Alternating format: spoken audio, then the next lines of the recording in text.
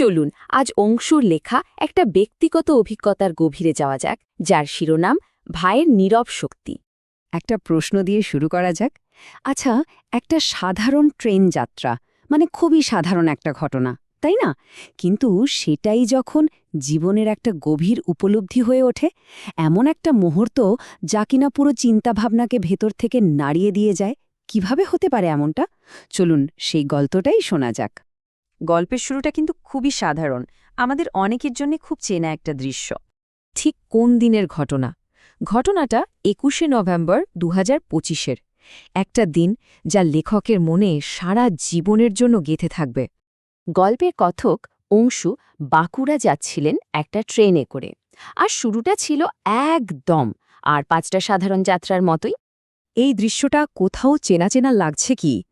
কানে হেডফোন, স্পটিফাইতে চলছে পছন্দের গান, আর বাইরের জগৎ থেকে নিজেকে একটুখানি আলাদা করে নেওয়া। অংশু ঠিক এইভাবেই ছিলেন, নিজের একটা জগতে। মানে সবকিছুই একদম স্বাভাবিক ছিল, কিন্তু ঠিক তখনই এমন একটা মুহূর্ত এলো যা সবকিছু বদলে দিল। আর ঠিক এখানেই গল্পটা একটা অসাধারণ মোড় নেয়। তাহলে চলুন দেখা যাক সেই মুহূর্তটা, যা অংশুর এই সাধারণ যাত্রার অনুভূতিটাকেই পুরোপুরি পাল্টে দিয়েছিল। অংশুর ঠিক পাশের সিটে এসে বসলেন দুজন। একজন বেশ অসুস্থ, দেখেই বোঝা যাচ্ছিল যে তার চলতে ফিরতে কষ্ট হচ্ছে, আর তার সঙ্গে তার ভাই।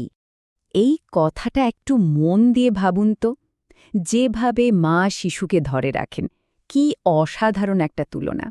ঠিক তেমনই দৃঢ়, আবার তেমনই কোমলভাবে সে তার ভাইকে আগলে রেখেছিল।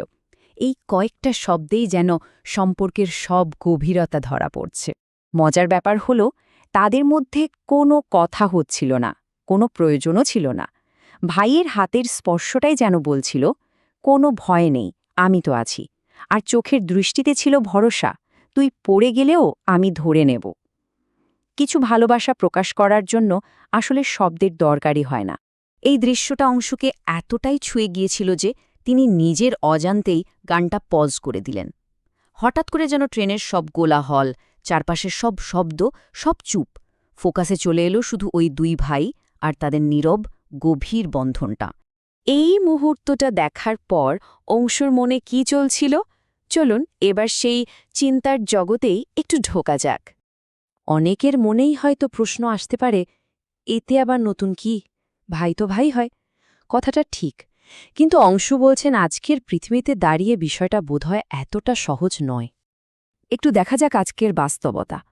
জমি নিয়ে ঝগড়া, বাবা মাকে নিয়ে দোষারোপ, আর ঘর সংসার নিয়ে প্রতিযোগিতা, এসব তো খুব চেনা ছবি। কিন্তু ওই দুই ভাইয়ের বন্ধন, সেটা ছিল একদম সরল, পরিষ্কার আর অটুট। আর ঠিক এই কারণেই অংশু এই সিদ্ধান্তে আসছেন যে এই পৃথিবীর ভিড়ে এমন একটা ভ্রাতৃত্ব দেখা শুধু সুন্দর না, এটা সত্যিই বিরল। অংশু আরও একটু গভীরে যান, তাদের চোখের ভাষা পড়ার চেষ্টা করেন। অসুস্থ ভাইটার চোখে ছিল একটু ভয়, একটু আশ্রয় খোঁজার আকুতি, আর যে ভাইটা তাকে শক্ত করে ধরেছিল তার চোখে ছিল এক অজানা কষ্ট, যেন কান্না চেপে রেখে ভাইকে সামলানোর এক কঠিন প্রতিজ্ঞা। আর এই সব কিছু দেখার পর অংশু একটা জিনিস বুঝলেন, কখনো কখনো নীরবতাই মানুষের ভালোবাসাকে সবচেয়ে জোরে বলে। কিছু অনুভূতি এতটাই গভীর যে কোনো শব্দ দিয়ে তাকে বাধা যায় না। এই গভীর অনুভূতি নিয়ে অংশু কি করলেন? তিনি মনে মনে একটা প্রার্থনা করলেন। তার প্রার্থনাটা ছিল খুব সরল, কিন্তু অন্তর থেকে। মনে মনে বলছিলেন, ঈশ্বর, এই দুই ভাইকে ভালো রেখো। ওই যে ভালোবাসাটা দেখলাম, ওটা যেন কখনো না ভাঙে। অসুস্থ মানুষটা যেন তাড়াতাড়ি সুস্থ হয়ে হাসতে পারে, আর এমন একজন ভাইকে পেয়ে সে যেন নতুন করে বাঁচার মানে খুঁজে পায়। আর শেষ হয় এই অসামান্য কথাটা দিয়ে, এই পৃথিবী তোমাদের মতো মানুষের ভালোবাসাতেই বেঁচে থাকে। কথাটা শুধু ওই দুই ভাইয়ের জন্য নয়, বরং পৃথিবীর সকল নিঃস্বার্থ সম্পর্কের প্রতি একটা শ্রদ্ধা। হয়তো এই পৃথিবীটা সত্যিই বেঁচে আছে এমনই কিছু মানুষের নীরব গভীর ভালোবাসার জোরে। এই হৃদয়স্পর্শী অভিজ্ঞতার কথক অংশু, যার একটা সাধারণ ট্রেন যাত্রা আমাদের সবাইকে ভ্রাতৃত্বের এক অসাধারণ রূপ দেখিয়ে দিল।